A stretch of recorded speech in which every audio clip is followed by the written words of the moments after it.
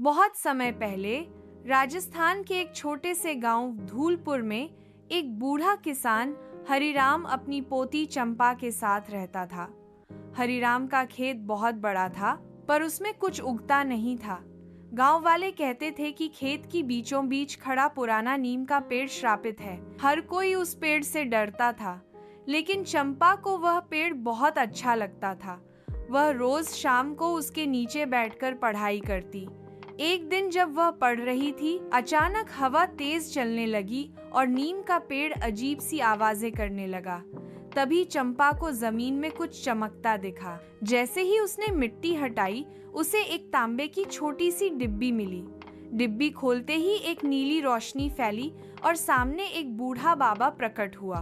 बाबा बोले, मैं इस नीम का रक्षक हूँ। वर्षों पहले इस गांव को एक दानव ने श्राप दिया था, जिससे खेत बंजर हो गए।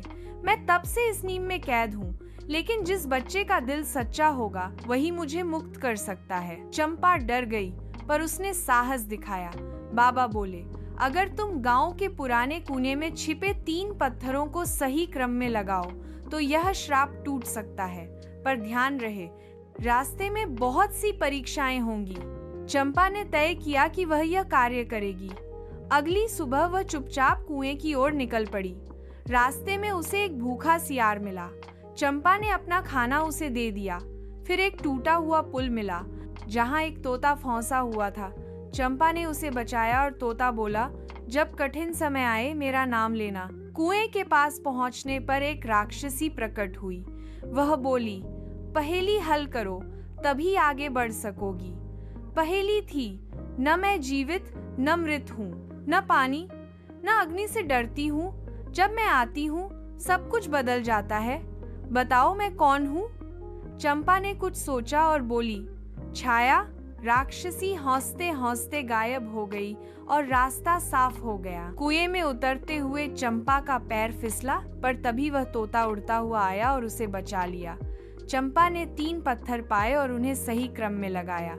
एक तेज चमक के साथ पूरा इलाका हरा भरा हो गया। नीम के पेड़ से रोशनी निकली और वह बाबा फिर प्रकट हुए।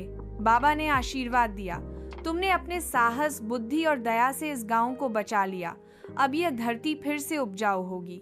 नीम के पेड़ से अमृत की बूंदें टपकी और खेतों में फसलें लहराने लगीं। गांव वालों ने चंपा को नीम रानी का नाम दिया और वह पूरे गांव की सबसे प्रिय बच्ची बन गई। हरिराम की आंखों में गर्व के आंसू थे। शिक्षा, सच्चा साहस डर के बावजूद सही काम करने में है, और दया, बुद्धि व विश्वास मिलकर किसी भी श्राप को तोड़ सकते हैं।